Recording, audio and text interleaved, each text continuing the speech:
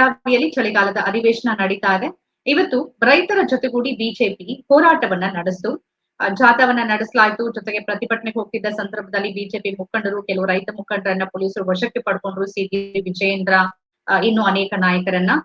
BJP ರೈತರ ಪರವಾಗಿ ನಿಂತು ಕಬ್ಬಿನ ಬೆಳೆ ರೈತರು ಮತ್ತು ಮೆಕ್ಕೆಜೋಳ ರೈತರು ಅನುಭವಿಸಿದಂತ ಸಂಕಷ್ಟ ಮತ್ತು ಅವರ ಕಷ್ಟಗಳಿಗೆ ರಾಜ್ಯ ಸರ್ಕಾರ ಸ್ಪಂದಿಸಲಿಲ್ಲ. ಇದು ರೈತ ವಿರೋಧಿ ಸರ್ಕಾರ ಅನ್ನೋ ಆಕ್ಷೇಪವನ್ನ ವ್ಯಕ್ತಿದ್ರು. ಜೊತೆಗೆ ಇದರ ಕುರಿತಾಗಿ ಹೋರಾಟವನ್ನ ನಾವು ಎಲ್ಲ ಜಿಲ್ಲೆಗಳಲ್ಲಿ, ಎಲ್ಲ ತಾಲೂಕುಗಳಲ್ಲಿ ಮಾಡ್ತೀವಿ ಅಂತ ಕೂಡ ಘೋಷಣೆ ಮಾಡಿದ್ದಾರೆ. ಸದನದ ಒಳಗೆ ಮತ್ತು ಹೊರಗೆ ಎರಡೂ ಕಡೆಗೆ ಈ ಹೋರಾಟ ನಡೀತು. ಸದನದ ಒಳಗೆ ಆರ್ ಅಶೋಕ್ ಅವರು ಇದರ ಬಗ್ಗೆ ಪ್ರಸ್ತಾಪವನ್ನ ಮಾಡಿದ್ರು. ರೈತ ವಿರೋಧಿ ಸರ್ಕಾರ ಇದು ಅಂತ ಅವರು ಹೇಳಿದ್ರು. ಸದನದ ಹೊರಗೆ ರೇಣುಕಾಚಾರ್ಯ, ಸಿ.ಟಿ. ರವಿ, ವಿಜಯೇಂದ್ರ, ಅಶೋಕ್ ಅವರು ಕೂಡ ಭಾಗಿಯಾಗಿದ್ರು. ಇನ್ನು ಅನೇಕ ನಾಯಕರು ಭಾಗಿಯಾಗಿ ನಾವು ರೈತರ ಪರ ಇದ್ದೀವಿ ಅಂತ ಹೇಳಿಕೆಯನ್ನ ಕೊಟ್ರು. ಇದಕ್ಕೆ ಕಾಂಗ್ರೆಸ್ ನಾಯಕರುಗಳು ಉತ್ತರವನ್ನ ಕೊಟ್ಟಿದ್ದಾರೆ. ಪಂಜಾಬ್ ಗಡಿಯಲ್ಲಿ, ದೆಹಲಿಯಲ್ಲಿ ವರ್ಷಾನ್ಗಟ್ಲೆ ರೈತರು ಹೋರಾಟವನ್ನ ಮಾಡಿದ್ರೆ ರೈತ ಕಾಳಜಿ ಇವರಿಗಿರ್ಲಿಲ್ಲ.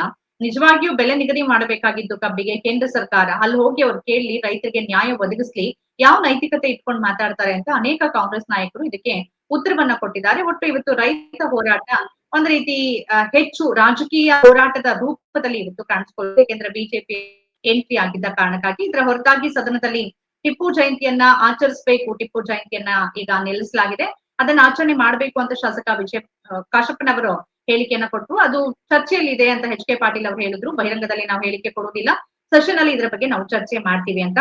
ಹೊನ್ನಾಳಿ ಚಂದ್ರಶೇಖರ್ ಅವರೇ, ಇವತ್ತು ರೈತ ಹೋರಾಟವನ್ನ ತಾವು ಗಮನಿಸಿದ್ರಿ. ರೈತರು ಅನೇಕರು ಕಷ್ಟಪಡ್ತಿದ್ದಾರೆ, ಸಂಕಷ್ಟದಲ್ಲಿದ್ದಾರೆ. ಹೌದು, ಕಬ್ಬಿನ ಬೆಳೆಗಾಗಿ ರೈತರು ಬೆಂಬಲ ಬೆಲೆಯನ್ನ ಕೊಡಿ, ಬೆಲೆ ನಿಗದಿ ಮಾಡಿ ಅಂತ ಹೋರಾಟ ಮಾಡಿದ್ರು. 50-100 ರೂಪಾಯಿ ಹೆಚ್ಚಿಗೆ ಮಾಡ್ತು ಸರ್ಕಾರ. ಅನಂತರ ಕೆಲವು ಕಬ್ಬಿನ ಟ್ರಾಕ್ಟರ್ ಗಳಿಗೆ ಬೆಂಕಿ ಹಚ್ಚಲಾಯ್ತು. ಅನಂತರ ಮೆಕ್ಕೆಜೋಳ ಅದನ್ನು ಖರೀದಿ ಕೇಂದ್ರ ಆರಂಭ ಮಾಡಿದೆ. ಇಲ್ಲಿ ಯಾರು ನಿಜವಾಗಿಯೂ ಬ್ಲೇಮ್ ಹೊತ್ಕೊಳ್ಬೇಕು? ಮೆಕ್ಕೆಜೋಳಕ್ಕೆ ಒಂದು ಹೆಚ್ಚಿನ ಬೆಂಬಲ ಬೆಲೆ ಕೊಡ್ಬೇಕಾಗಿತ್ತು ಅಥವಾ ಕಬ್ಬಿಗೆ ಬೆಲೆ ನಿಗದಿ ಮಾಡುವಂತ ಅಧಿಕಾರದ ವ್ಯಾಪ್ತಿ ಇರೋರು ಅವರೇ ಹೋರಾಟಕ್ಕೆ ಇಳಿದಿದ್ರು ರೈತರ ಜೊತೆಯಲ್ಲಿ. ಯಾರ್ ರೈತ ವಿರೋಧಿ, ಯಾರ್ ರೈತ ಪರ? ಏನ್ ಹೇಳ್ತೀರಿ ಇದ್ರ ಬಗ್ಗೆ ತಮ್ಮ ಪಾಯಿಂಟ್ ಆಫ್ ವ್ಯೂ? ಯಾರು ರೈತ ವಿರೋಧಿ, ಯಾರು ರೈತ ಪರ ಅಂತಕ್ಕಂಥದ್ದನ್ನ ನಿಷ್ಕರ್ಷೆ ಮಾಡೋದೇ ಕಷ್ಟ ಆಗಿದೆ. ಯಾಕಂದ್ರೆ ರಾಜ್ಯ ಸರ್ಕಾರ, ಇಲ್ಲಿ ಆಡಳಿತ ಇರತಕ್ಕಂತ ಕಾಂಗ್ರೆಸ್ ಕೇಂದ್ರ ಸರ್ಕಾರದ ಮೇಲೆ ಹೇಳ್ತಾ ಇದೆ. ಕೇಂದ್ರ ಸರ್ಕಾರದ ಪ್ರತಿನಿಧಿಗಳು ಅಥವಾ ಕೇಂದ್ರ ಸರ್ಕಾರದಲ್ಲಿ ಆಡಳಿತದಲ್ಲಿ ಇರೋರು ಅಂತ ಅನ್ಸ್ಕೊಂಡಂತ ಬಿಜೆಪಿಯವರು ರಾಜ್ಯ ಸರ್ಕಾರ ಮಾಡ್ಬೇಕು, ರಾಜ್ಯ ಸರ್ಕಾರದ ಕೆಲಸ ರೈತರ ಸಂಕಷ್ಟಗಳಿಗೆ ಒಂದು ಪರಿಹಾರವನ್ನು ಕೊಡಬೇಕು ಅಂತ ಹೇಳ್ತಾರೆ.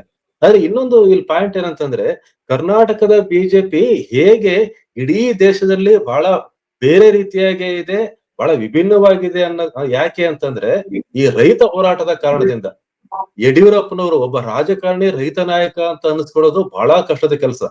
ಆದ್ರೆ ಅಂತಹ ಒಂದು ಪಟ್ಟ ಯಡಿಯೂರಪ್ಪನವರಿಗೆ ಬಂದಿತ್ತು. ಯಾಕಂದ್ರೆ ಯಡಿಯೂರಪ್ಪನವರು ವಿಧಾನಸಭೆಯಲ್ಲಿ ರೈತರ ಪರವಾಗಿ ಮಾತನಾಡಿದಷ್ಟು, ಅವರಿಗೆ ಪರಿಹಾರವನ್ನು ಕೊಟ್ಟಷ್ಟು, ಅವರ ಜೊತೆಗೆ ನಿಂತಷ್ಟು ಬೇರೆ ಯಾವ ಬಿಜೆಪಿ ನಾಯಕರು ಬರಲಿಲ್ಲ. ಹಾಗಾಗಿ ಕರ್ನಾಟಕದಲ್ಲಿ ಬಿಜೆಪಿ ಬೇರೆಯೇ ರೀತಿ ಬೆಳೆದು ಬಂತು. ರೈತ ಹೋರಾಟದ ಮೂಲಕ, ಜನ ಹೋರಾಟದ ಮೂಲಕ ಬೆಳೆದು ಬಂತು. ಬೇರೆ ರಾಜ್ಯಗಳನ್ನ ನೋಡಿದ್ರೆ ನಾವು, ಅಥವಾ ಕೇಂದ್ರದಲ್ಲಿ ಇರ್ತಕ್ಕಂಥ ಬಿಜೆಪಿ ನೋಡಿದ್ರೆ, ಈ ರೈತ ಹೋರಾಟದ ಬೆಂಬಲ ಬಲ ನಿಜವಾಗ್ಲೂ ಯಾವ ರಾಜ್ಯದ ಬಿಜೆಪಿಗೂ ಇಲ್ಲ. ಕರ್ನಾಟಕದ ಬಿಜೆಪಿಗೆ ಒಂದು ರೈತ ಹೋರಾಟದ ದೊಡ್ಡ ಇತಿಹಾಸ ಇದೆ. ಹಾಗಾಗಿ ಯಡಿಯೂರಪ್ಪನವರ ನಂತರ ಬಿಜೆಪಿಯಲ್ಲಿ ರೈತ ನಾಯಕರು ಅಂತ ಅನ್ಸ್ಕೊಂಡವರು ಯಾರು ಬರ್ಲಿಲ್ಲ, ಯಾರು ಇಲ್ಲ. ಆದ್ರೆ ರೈತ ನಾಯಕರು ಆಗ್ಬೇಕು ಅಂತ ಹೇಳಿ ಎಲ್ಲೋ ಪ್ರಯತ್ನವನ್ನ ಮಾಡ್ತಾ ಇದ್ದಾರೆ. ಆದ್ರೆ ಇಲ್ಲಿ ನಾವು ನೀವ್ ಹೇಳ್ತಕ್ಕಂಥ ಅಂಶ ಏನಿದೆ, ಹೇಳಿ. ಒಂದೇ ನಿಮಿಷ. ಆದ್ರೆ ಯಡಿಯೂರಪ್ಪನವರು ತಮ್ಮ ಕಾಲಾವಧಿಯಲ್ಲೇ ಅವ್ರಿಗಿದ್ದಂತ ರೈತ ಹೋರಾಟಗಾರ ಮತ್ತು ಹಸಿರು ಶಾಲಿತ್ತಲ್ಲ, ಅದ್ರ ಬೆಲೆಯನ್ನ ಅವರೇ ಕಳ್ಕೊಂಡ್ರ. ಹಾವೇರಿ ಗೋಲಿಬಾರ್ ವಿಚಾರ ನಮ್ಗೆ ಗೊತ್ತಿದೆ. ಮೊದಲ ಬಾರಿ ಹಸಿರು ಟವಲ್ ಅನ್ನ ಹಾಕೊಂಡವರು ಮುಖ್ಯಮಂತ್ರಿ ಆದ್ರು. ಗೋಲಿಬಾರ್ಗೆ ರೈತ ಮೃತಪಟ್ಟ ಆ ಒಂದು ಕಪ್ಪು ಕಲೆ ಇದೆಯಲ್ಲ, ಅದರ ನಂತರ ಯಡಿಯೂರಪ್ಪನವರ ಕಾಲಾವಧಿಯಲ್ಲೇ, ಈಗ ಅವರು ಸಕ್ರಿಯವಾಗಿ ಇಲ್ಲದೆ ಇರ್ಬೋದು, ಅಧಿಕಾರದಲ್ಲಿ ಇಲ್ಲದೆ ಇರ್ಬೋದು, ಆದ್ರೆ ಅನಂತರ ಅನಂತರ ಕೇಂದ್ರದಲ್ಲೂ ಬಿಜೆಪಿ ಅಧಿಕಾರಕ್ಕೆ ಬಂತು. ಸ್ವಾಮಿನಾಥನ್ ವರದಿಯನ್ನ ಯಥಾವತ್ ಅನುಷ್ಠಾನ ಮಾಡ್ತೀವಿ ಅಂತಂದ್ರು, ಮಾತಿಗೆ ತಪ್ಪೋದ್ರು. ರೈತರ ಆದಾಯ ಡಬಲ್ ಮಾಡ್ತೀವಿ ಅಂದ್ರು, ಅದು ತಪ್ಪೋದ್ರು. 3 ಸುಗ್ರೀವಾಜ್ಞೆ. ಹಾಗಾಗಿ ಅವರ 4 ದಶಕದ ಹೋರಾಟ ಏನಿತ್ತು, ಅದು ಅಧಿಕಾರ ಸಿಕ್ಕ ನಂತರದಲ್ಲಿ ಅದನ್ನ ಕ್ಯಾರಿ ಮಾಡೋದಕ್ಕೆ ಯಡಿಯೂರಪ್ಪನವ್ರಿಗೂ ಆಗ್ಲಿಲ್ವಾ? ಇದ್ರ ಬಗ್ಗೆ ತಮ್ಮ ಪಾಯಿಂಟ್ ಆಫ್ ವ್ಯೂ? ಇಲ್ಲ, ಕೇಂದ್ರ ಸರ್ಕಾರ ರೈತರ ಬಗ್ಗೆ ತಾಳಿದಂತ ನಿಲುವುಗಳೇನಿದೆ ಅದ್ರ ಬಗ್ಗೆ ಅದು ಇದು ಇವತ್ತಿಗೂ ಸಹ ಪ್ರಶ್ನಾರ್ಹ. ಬಹಳಷ್ಟು ಜನ ಅದನ್ನ ಹೇಳ್ತಾರೆ. ಬಿಜೆಪಿಯಲ್ಲಿ ಇರ್ತಕ್ಕಂತ ರೈತರ ಬಗ್ಗೆ ಕಾಳಜಿ ಇರ್ತಕ್ಕಂತ ನಾಯಕರೇ ಅದನ್ನ ಪ್ರಶ್ನೆ ಮಾಡ್ತಾರೆ. APMC ಕಾಯ್ದೆ ತಿದ್ದುಪಡಿ ಆಗಿರ್ಬೋದು, ಆಮೇಲೆ ರೈತ ಚಳವಳಿಯನ್ನು ನಡೆಸ್ಕೊಂಡಂತ ರೀತಿ ಆಗಿರ್ಬೋದು, ಅದನ್ನ ಬಿಜೆಪಿಯಲ್ಲಿ ಇರ್ತಕ್ಕಂಥ ಬಹಳಷ್ಟು ಜನ ಒಪ್ತಾ ಇಲ್ಲ. ಇನ್ನೇನ್ ಹಾವೇರಿ ಗೋಲಿಬಾರ್ ಹೇಳಿದ್ರೆ, ಹಾವೇರಿ ಗೋಲಿಬಾರ್ ಆದ ಸಂದರ್ಭದಲ್ಲಿ ಬಿಜೆಪಿ ಬಹಳ ಸಂಭ್ರಮದಲ್ಲಿತ್ತು. ಏನು ಅಧಿಕಾರ ಸಿಕ್ಬಿಟ್ಟಿದೆ, ಇನ್ನೆಲ್ಲ ಮುಗಿದೋಗ್ಬಿಡ್ತು, ಕರ್ನಾಟಕ ನಮ್ದಾಯ್ತು ಅಂತಕ್ಕಂಥ ಸಂಭ್ರಮದಲ್ಲಿತ್ತು. ಆದ್ರೆ ಆ ಸಂದರ್ಭದಲ್ಲಿ ಯೂರಿಯಾ ಕೊರತೆ ಇದೆ ಅನ್ನೋದನ್ನ ಅವ್ರು ಗಮನಿಸ್ಲಿಕ್ಕೆ ಆಗ್ಲಿಲ್ಲ. ಅಂತ ಸಂದರ್ಭದಲ್ಲಿ ಒಂದು ಗೋಲಿಬಾರ್ ನಡೀತು. ಅದೊಂದು ಆಡಳಿತದ ಒಂದು ವೈಫಲ್ಯ. ಅದ್ರ ಬಗ್ಗೆ ಅದು ಬಿಜೆಪಿಗೆ ಇವತ್ತು ಸಹ ಕಪ್ಪು ಚುಕ್ಕಿ ಆಗಿನೇ ಇದೆ.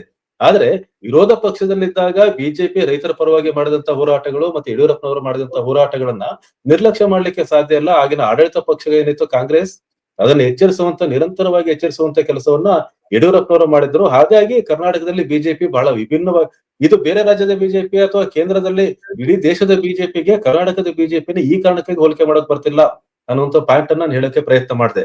ಆದ್ರೆ ಅದಾದ ನಂತರ ಬಿಜೆಪಿ ರೈತರ ಪರವಾಗಿ ಈಗ ಏನು ಮಾಡ್ತಾ ಇದೆ ಹೋರಾಟಗಳನ್ನ, ಅದು ನಿಜವಾದ ಕಾಳಜಿಯಿಂದ ಮಾಡ್ತಿದ್ಯಾ ಅಥವಾ ಶೋ ಆಫ್ ಮಾಡ್ತಿದ್ಯಾ ಅಥವಾ ನಿಜವಾಗ್ಲೂ ರೈತರ ಪರವಾದಂತ ನಾಯಕತ್ವವನ್ನು ವಹಿಸ್ಕೊಳ್ಳಕ್ಕೆ ಯಾರಿಗೂ ಸಹ ಮುಖ ಇಲ್ಲದೆ ಇರೋ ಕಾರಣಕ್ಕಾಗಿ ಪ್ರೋಗ್ರಾಮ್ಗಳನ್ನ ಅನೌನ್ಸ್ ಮಾಡ್ತಾ ಇದೆಯಾ, ಆ ಕಾರಣಕ್ಕಾಗಿ ಮತ್ತೆ ರೈತರನ್ನ ಒಗ್ಗೂಡಿಸ್ತಕ್ಕಂಥ ಪ್ರಯತ್ನವನ್ನ ಬಿಜೆಪಿ ಮಾಡ್ತಾ ಇದೆಯಾ ಅಂತಕ್ಕಂಥ ಒಂದು ಶಂಕೆ ಬರ್ತಾ ಇದೆ. ಯಾಕಂದ್ರೆ ಈಗ ಕೇಂದ್ರದಲ್ಲಿ ಬಿಜೆಪಿ ಅಧಿಕಾರದಲ್ಲಿದೆ, ರಾಜ್ಯದಲ್ಲಿ ಆಯ್ತು ಅವ್ರ ವಿರೋಧ ಪಕ್ಷ. ಈ ಬೆಂಬಲ ಬೆಲೆ ವಿಚಾರವಾಗಿ ಎಷ್ಟೆಲ್ಲಾ ಟೀಕೆಯನ್ನ ಕಾಂಗ್ರೆಸ್ ಮಾಡ್ತಾ ಇದೆ.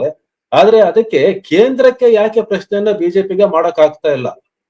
ಮೆಕ್ಕೆಜೋಳ ಆಗಿರ್ಬೋದು ಅಥವಾ ಕಬ್ಬಿಗೆ ಸಂಬಂಧಪಟ್ಟಂತೆ ಆಗಿರ್ಬೋದು, ಆ ಬೆಲೆಯನ್ನ ನ್ಯಾಯಯುತವಾದ ಬೆಲೆಯನ್ನ ಕೊಡಿಸ್ಬೇಕಾದ್ರೆ ಯಾಕೆ ಬಿಜೆಪಿಗೆ ಪ್ರಶ್ನೆ ಮಾಡ್ತಾ ಇಲ್ಲ? ಇಂತ ಒಂದು ಅಂಶವನ್ನ ಕಾಂಗ್ರೆಸ್ ಇಟ್ಕೊಂಡು ಬಿಜೆಪಿಗೆ ಪದೇ ಪದೇ ಟೀಕೆಯನ್ನ ಮಾಡ್ತಾ ಇದೆ, ಪ್ರಶ್ನೆಯನ್ನ ಮಾಡ್ತಾ ಇದೆ. ಹಾಗಾಗಿ ಬಿಜೆಪಿಯ ದೊಡ್ಡ ಜವಾಬ್ದಾರಿ ಕರ್ನಾಟಕದಲ್ಲಿ ವಿರೋಧ ಪಕ್ಷವಾಗಿ ರೈತರ ಪರವಾಗಿ ನಿಲ್ಲೋದ್ರ ಜೊತೆಗೆ ಕೇಂದ್ರ ಸರ್ಕಾರದ ಜೊತೆಗೂ ಸಹ ಅವರು ಸಂವಾದವನ್ನ ಮಾಡಿ ರಾಜ್ಯದ ರೈತರಿಗೆ ಮತ್ತು ಇಡೀ ದೇಶದ ರೈತರಿಗೆ ನ್ಯಾಯವನ್ನು ಒದಗಿಸಿದಂತ ಕೆಲಸವನ್ನ ಅವರು ಮಾಡ್ಬೇಕಾಗಿದೆ. ಎಪಿಎಂಸಿ ಕಾಯ್ದೆ ತಿದ್ದುಪಡಿ ಮಾಡಿದ್ರಿಂದ ಒಂದ್ ರೀತಿ ಖಾಸಗೀಕರಣವೇ ಆಯ್ತು ಅಂತಕ್ಕಂತ ಒಂದು ಬೆಳವಣಿಗೆ ಅಲ್ಲಿ ನಡೀತು. ಅದ್ರ ಬಗ್ಗೆನೂ ಸಹ ಪ್ರಶ್ನೆ ಮಾಡಕ್ ಆಗ್ತಾ ಇಲ್ಲ. ಕರ್ನಾಟಕದ ಕಾಂಗ್ರೆಸ್ ಸರ್ಕಾರವೂ ಸಹ ಆ ಕಾಯ್ದೆ ಸೆಂಟ್ರಲ್ ಕಾಯ್ದೆ ಆಗಿರೋದ್ರಿಂದ ಅದ್ರಲ್ಲೇನು ಬದಲಾವಣೆ ಮಾಡಕ್ ಆಗ್ತಾ ಇಲ್ಲ, ನಮಗೆ ಸಾಧ್ಯ ಆಗ್ತಾ ಇಲ್ಲ ಅಂತ ಕಾಂಗ್ರೆಸ್ ಸಹ ಕೆಲವು ಸರಿ ಹೇಳ್ತಾ ಇದೆ.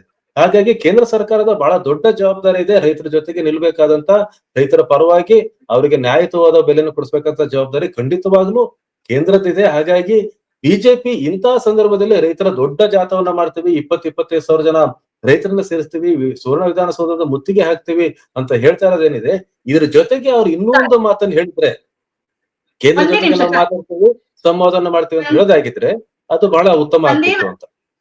ಒಂದ್ ಸೆಕೆಂಡ್ ನನ್ಗೆ ಅವಕಾಶ ಮಾಡ್ಕೊಡಿ. ರೈತ ಮುಖಂಡರು ನಮ್ ಜೊತೆಗಿದ್ದಾರೆ, ಸಿದ್ದಗೌಡ ಮೋದಗಿ ಅವರು. ನಮಸ್ಕಾರ ಮೋದಗಿ ಅವರೇ. ನಮಸ್ಕಾರ ಮೇಡಮ್, ಹೇಳಿ. ಹೋರಾಟದಲ್ಲಿ ತಾವು ಕೂಡ ಭಾಗಿಯಾಗಿದ್ರ, ಬಿಜೆಪಿ ನಾಯಕರು ಭಾಗಿಯಾಗಿದ್ರು. ನಿಮ್ಮನ್ನ ಅಲ್ಲಿ ಹೋಗೋದಕ್ಕೆ ಬಿಡ್ಲಿಲ್ಲ, ಮಧ್ಯದಲ್ಲೇ ತಡೆದ್ರು, ಕೆಲವು ನಾಯಕರನ್ನ ಬಂಧಿಸಲಾಯ್ತು, ರೈತ ಮುಖಂಡರು ಮತ್ತು ಬಿಜೆಪಿ ನಾಯಕರನ್ನ. ಒಟ್ಟು ಹೋರಾಟದ ಬಗ್ಗೆ ಅಂದ್ರೆ ಸರ್ಕಾರದ ಗಮನ ಸೆಳೆಯುವ ಪ್ರಯತ್ನ ಆಯ್ತು. ಇದರಲ್ಲಿ ರಾಜಕೀಯ ಪ್ರವೇಶ ಆಗಿ ಹೋರಾಟದ ದಿಕ್ಕು ತಪ್ಪಿದಾಗ ಏನು ಪ್ರತಿಕ್ರಿಯಿಸ್ತೀರಿ? ತಮ್ಮ ಪಾಯಿಂಟ್ ಆಫ್ ವ್ಯೂ. ಇಲ್ಲ, ಯಾವುದೇ ಆಡಳಿತಕ್ಕೆ ಬಂದಂತ ಯಾವುದೇ ಸರ್ಕಾರಗಳಿಗೆ ಪ್ರತಿಭಟನೆ ಹೋರಾಟಗಳನ್ನ ಹತ್ತಿಕ್ಕುವಂತ ಕೆಲಸವನ್ನ ಬಹಳ ನಿಷ್ಠೆಯಿಂದ ಮಾಡ್ತಾ ಇದ್ದಾರೆ. ಯಾಕಂದ್ರೆ ಅವ್ರು ತಮ್ಮ ಹಕ್ಕುಗಳನ್ನ ಹೇಳೋದ್ರಿಂದ ಏನಾಗ್ತಿದೆ, ಅವ್ರ ಪ್ರತಿಭಟನೆ ಅವ್ರು ಬಿಸಿ ಮುಡಿಸ್ತಾ ಇದೆ. ಅವ್ರ ಹತ್ರ ಸರ್ಕಾರ ಹತ್ರ ಉತ್ತರಗಳಿಲ್ಲ. ರೈತರ ಹೋರಾಟಗಳಿಗೆ, ಕಾರ್ಮಿಕ ಹೋರಾಟಗಳಿಗೆ, ವಿದ್ಯಾರ್ಥಿ ಹೋರಾಟಗಳಿಗೆ ಅವ್ರ ಹತ್ರ ಏನು ಅವ್ರ ಹತ್ರ ಉತ್ತರ ಇಲ್ಲ. ಮತ್ತು ಸಿಲೆಬಸ್ ಮಾಡ್ತಾರೆ ಎಲ್ಲ ಅವೈಜ್ಞಾನಿಕ ಯೋಜನೆಗಳಿಂದಾಗಿ ಯಾವುದೇ ಒಂದು ಬಡವರಿಗಾಗಲಿ, ಕಾರ್ಮಿಕರಿಗಾಗಲಿ, ರೈತರಿಗಾಗಲಿ ಯಾವುದೇ ಒಂದು ಯೋಜನೆಗಳು ಅವ್ರ ಬಾಗಿಲಿಗೆ ಬಂದು ಮುಡ್ತಾ ಇಲ್ಲ. ಇವರು ತಮ್ಮ ರಾಜಕೀಯವನ್ನ ಮತ ಬ್ಯಾಂಕ್ ಆಗಿ ಪರಿವರ್ತನೆ ಮಾಡ್ಕೊತ ಹೊರತಾಗಿ ಬೇರೆದವ್ರು ಏನು ಅಂತ ಮಾಡ್ತಾ ಇಲ್ಲ ಅನ್ನುವಂಥದ್ದನ್ನ ತಮ್ಮ ಗಮನಕ್ಕೆ ತರಬಹುದು ನಾವು.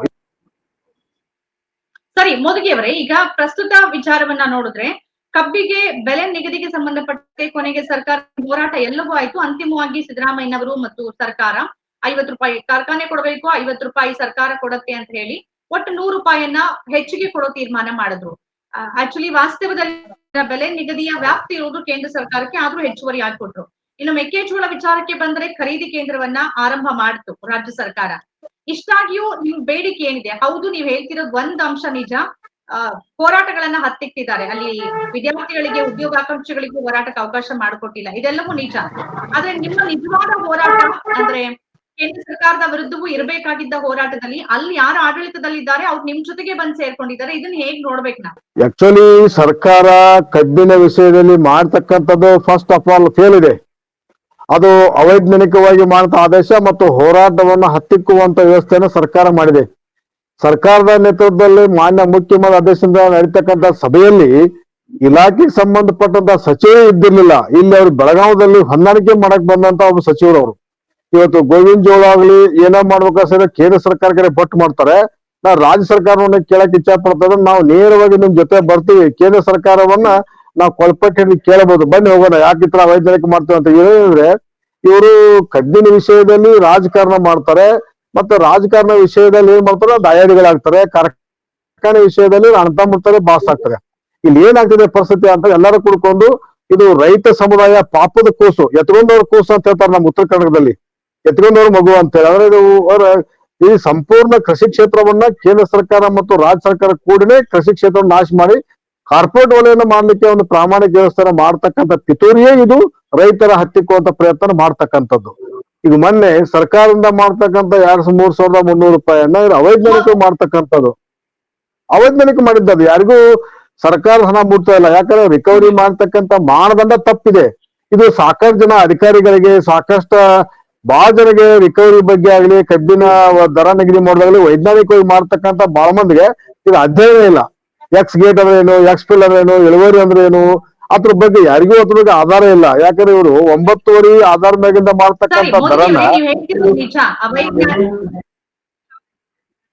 ಹೇಳಿ ಹೇಳಿ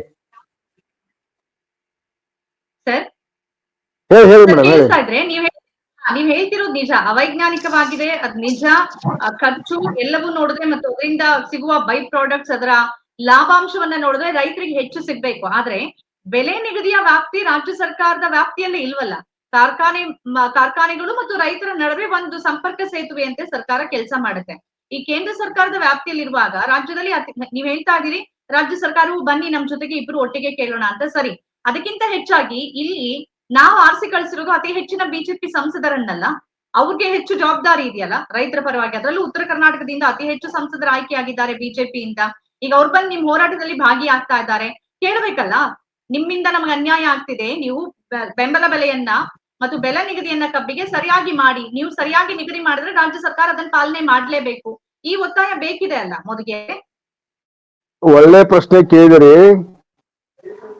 ಹೋದ ಲೋಕಸಭಾ ಚುನಾವಣೆಯಲ್ಲಿ ನಾವೆಲ್ಲರೂ ಗೌರವಯುತವಾಗಿ ಮತವನ್ನು ಹಾಕಿದ ಪ್ರಯುಕ್ತವಾಗಿ 25 ಸೀಟ್ಗಳನ್ನ ಸರ್ಕಾರ ಕೇಂದ್ರ ಸರ್ಕಾರಕ್ಕೆ ಆರಿಸಿಕೊಟ್ಟಿದ್ವಿ. ತಾವೆಲ್ಲ ಸಾಕ್ಷರ, ತಾವು ಮತದಾನ ಮಾಡಿರ್ಬೋದು. ಅದು ಪ್ರಯುಕ್ತವಾಗಿ ಕೇಂದ್ರ ಸರ್ಕಾರ ಮಾಡಿದಂತ ರೈತರಿಗೆ ಮಾಡಿದ ಅನ್ಯಾಯ ಪ್ರತಿಫಲವಾಗಿ 2023ರಲ್ಲಿ ಕರ್ನಾಟಕ ಸರ್ಕಾರ ನಿವ್ವಳವಾಗಿ 135 ಸೀಟ್ಗಳನ್ನ ಗೆಲ್ಲಲಿಕ್ಕೆ ರೈತರು ಮತ್ತು ಕಾರ್ಮಿಕರೇ ಕಾರಣ ಅನ್ನುವಂತ ತಾವು ನೆನಪು ತರ್ತಾ ಇದ್ದೇನೆ.